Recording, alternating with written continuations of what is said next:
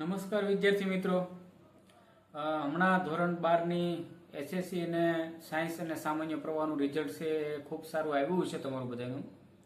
હવે તમારે યુનિવર્સિટીમાં એટલે કે કોલેજની અંદર જો પ્રવેશ લેવો હશે તો સૌથી પહેલાં આપણે ત્યાં જીકાસ ઉપર એક ઓનલાઈન ફોર્મ છે એ ભરવાનું હોય છે. જે 15 પ્રકારની યુનિવર્સિટીમાં એડમિશન માટે એક જ ફોર્મ છે એ ખૂબ જરૂરી છે. તો એ ફોર્મ કઈ રીતે ભરવું, તો એની સ્ટેપ બાય સ્ટેપ માહિતી આજે આપણે આ વિડીયોના મારફતે આપવાના છીએ. આજથી 9 તારીખથી એ ફોર્મ ભરાવાના ચાલુ થઈ ગયા છે.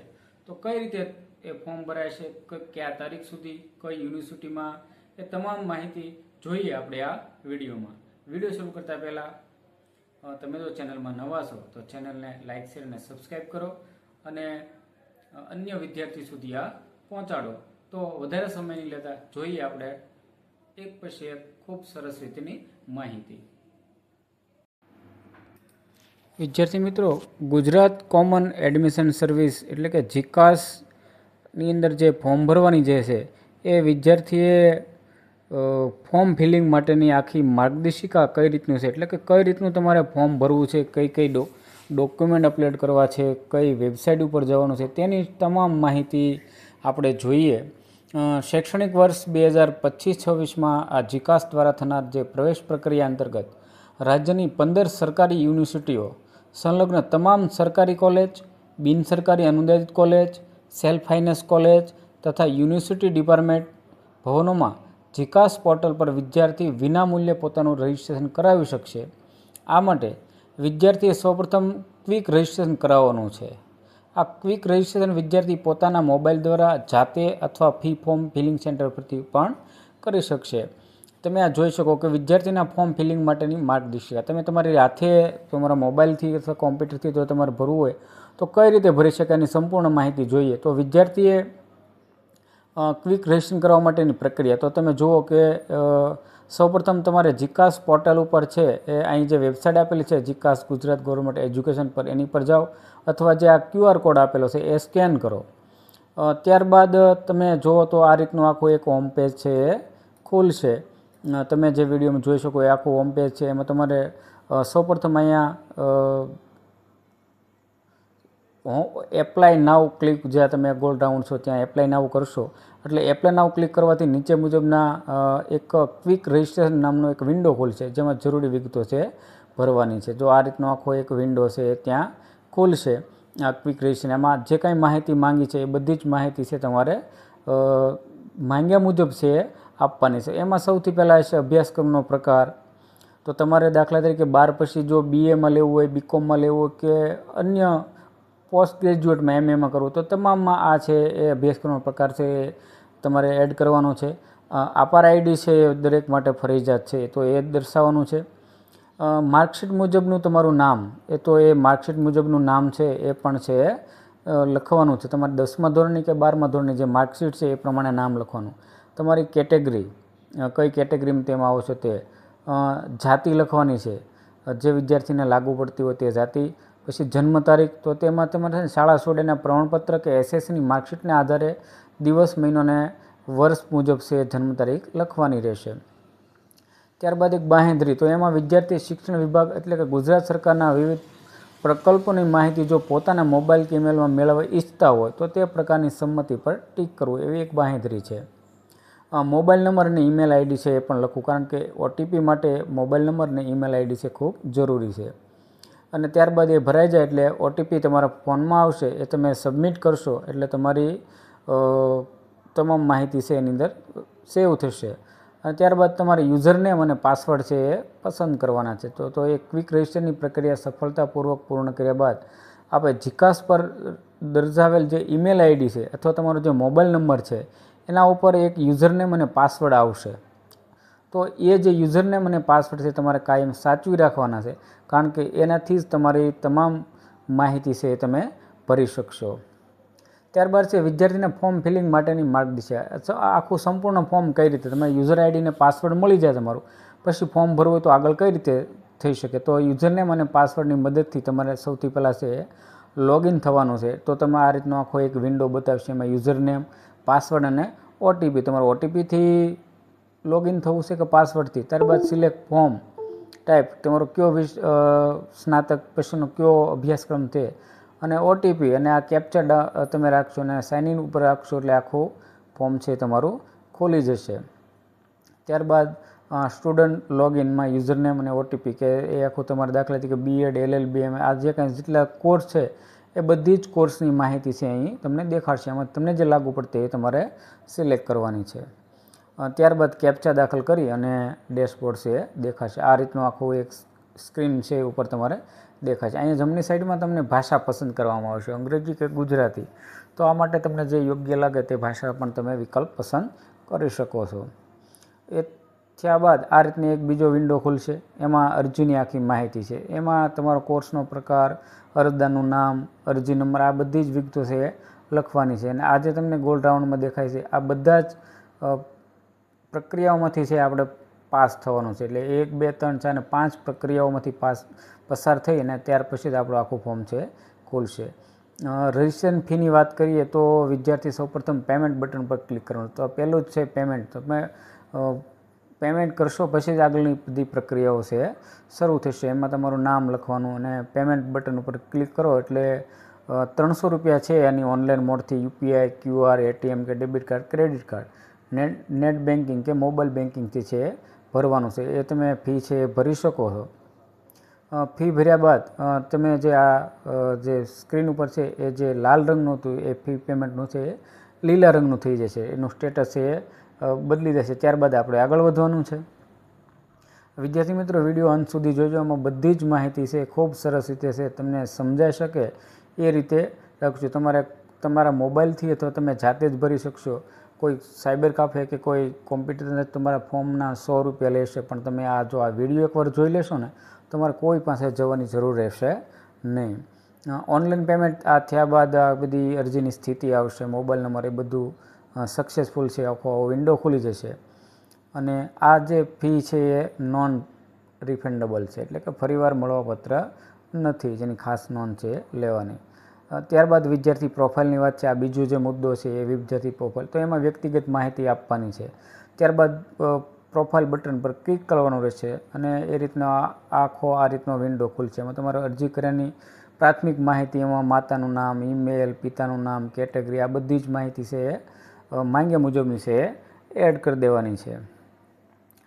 પછી તમે કયા કોર્સ પસંદ કરો છો તો એ એપ્લિકેશન નંબર તમને દેખાશે. એમાં તમે કોઈ પણ પ્રકારનો ફેરફાર છે એ પછી કરી શકશો નહીં. એમાં અરજીકર્તાનું નામ, તમને અગાઉ પણ કીધું એમ કે ધોરણ 12ની માર્કશીટ પ્રમાણે તમારું નામ છે એ જે અક્ષરો ઇંગ્લિશમાં જે છે એ પ્રમાણે છે એ તમારે લખવાનું છે. જન્મ તારીખ, તો તેમાં શાળા છોડીને પ્રમાણપત્રમાં જે છે તે પ્રમાણે તમારે છે ચાલવાનું છે.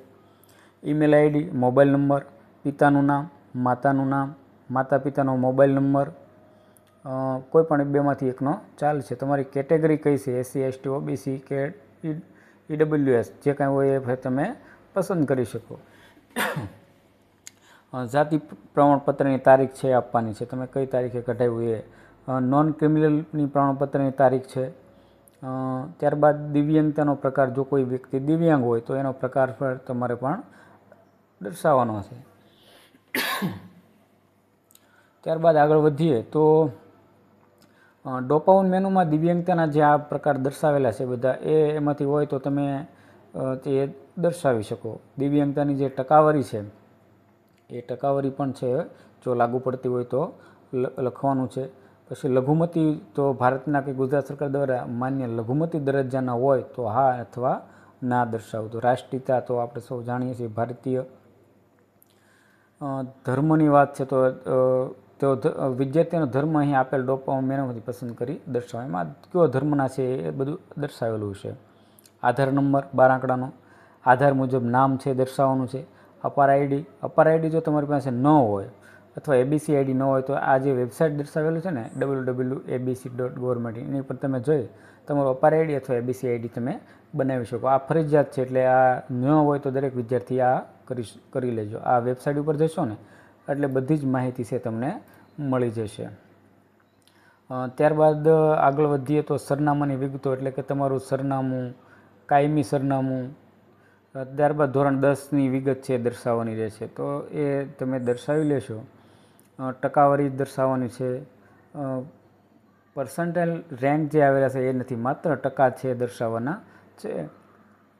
ત્યારબાદ ફોટોગ્રાફ અને સહી, તમે આ રીતે જો તમારો ફોટોગ્રાફ અને અહીં સહી છે એ તમારે દર્શાવવાની છે. ત્યારબાદ શૈક્ષણિક વિગતો જોઈએ એકેડેમિક અરજી કરતાં, એટલે કે તમે 10+ એટલે કે 12માની વિગતો છે તમારે આપવાની છે. કોઈ ડિપ્લોમા હોય તો એની પરીક્ષા બોર્ડ, તમે કઈ બોર્ડમાં પરીક્ષા આપી એની માહિતી છે. તો આ બધી માહિતી છે જે કંઈ માંગેલી છે બધી જ માહિતી તમારે છે એ આપવાની છે. આ રીતે માહિતી જો તમે એક વખત આપી દેશો. કોઈ સાયન્સની અંદર હોય તો એમાં માત્ર છે ને થિયરીના કુલ ગુણ ગણવાના છે,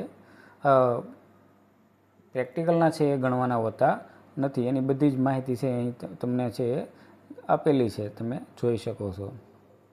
ક્યાં માધ્યમમાં પરીક્ષા આપી, કયો જિલ્લો, રાજ્ય, એ બધી સામાન્ય માહિતી છે. તમે માંગ્યા પ્રમાણે જો ભરશો તો તમે એ રીતે આગળ જઈ શકશો. એસએસસી એટલે કે ધોરણ 12ના જે વિષયો છે તો વિષયો પ્રમાણે તમે બધી માહિતી છે તમારે આપવાની છે. થિયરીના ગુણ અને પ્રેક્ટિકલના ગુણ અથવા કુલ ગુણ એ બધી છે એ માંગ્યા પ્રમાણે જે તમારે આપવાની છે. ત્યારબાદ આ ક્વોટા અને પ્રવેશ પરીક્ષા વિગતો જે આપણે ખાસ તો કંઈ લાગુ પડતી નથી, પણ એ બધી માહિતી છે અહીં આપેલી છે. તો આ રીતે તમે તમારું પસંદ કરી શકો. ત્યારબાદ ચોઈસ હોય એટલે કે તમારે શાળા કોલેજ પસંદ કરવાની હોય છે, તો તમે એ આખો કોલેજના નામ અથવા યુનિવર્સિટીના નામ આપેલા હશે એ જે યુનિવર્સિટી, એટલે કે આપણે 15 પ્રકારની યુનિવર્સિટી આપેલી છે એ તમે એમાંથી કોઈ પસંદ કરી શકો છો. તમે એમાં કયો કોર્સ કરવા માંગો છો તે કોર્સ છે પણ આપવાનો છે, કયા જિલ્લાની છે, કોલેજનો પ્રકાર કયો છે, ગવર્મેન્ટ છે, ગ્રાન્ટેડ છે, રેગ્યુલર, હાયર પેમેન્ટ અથવા સેલ્ફ ફાઇનાન્સ, આવી જે કાંઈ બધી પસંદગી છે એમાં તમે પસંદ કરી શકો. એમાં આ રીતના ટીક બોક્સ મારવાના હોય છે, તો એ શાળા પસંદગી છે એ તમારે કરવાની છે. શાળા પસંદગી કર્યા બાદ ફાઇનલ સબમિશન આપવાનું છે, તો અહીં ટીક બોક્સ છે એની અંદર તમે સબમિશન આપી અને તમને માહિતી દેખાશે. આ રીતે આખી તમે અરજી કરતા છે વ્યક્તિ અંતિમ સબમિશન છે આપી અને ફોર્મ ભરી શકો. અને અંતે એકવાર ફોર્મ સબમિટ થઈ જાય પછી ફોર્મ છે એ લોક થઈ જશે. વિદ્યાર્થી ફોર્મમાં કોઈ પણ પ્રકારના ફેરફાર કરી શકશે નહીં. ફાઇનલ સબમિટ થયેલી ઓનલાઈન ફોર્મમાં જો કોઈ ક્ષતિ રહી જવા પામી હોય તો વિદ્યાર્થી નજીકના ફોર્મ વેરિફિકેશન સેન્ટર પર જઈ ઓનલાઈન ફોર્મમાં ફક્ત જરૂરી માહિતીમાં સુધારો કરી શકશે. તો આ રીતે આખી વેરિફિકેશન છે. અંતમાં આ જે વેરિફિકેશનનું છે એનું સ્ટેટસ છે એ બતાવશે. તમે ફાઇનલ સબમિટ એકવાર આપી દો. અરજી વેરીફાઈ નહીં કરાવી હોય તો પ્રવેશ પ્રક્રિયામાં ભાગ લઈ શકશે નહીં. એટલે કે તમારા જીકાસનું ફોર્મ ફરજિયાત છે. વેરિફિકેશન કરાવવું પણ ખૂબ જરૂરી છે. હવે તમે આ ઓનલાઈન વેરિફિકેશન માટે વિદ્યાર્થી કેટલી ધ્યાનમાં રાખવાની બાબતો જોઈએ. તો વેરિફિકેશન સેન્ટરની યાદી એટલે કે જીકાસ પોર્ટલના હોમપેજ ઉપર લિસ્ટ ઓફ સેન્ટર વિભાગમાં ઉપલબ્ધ હશે.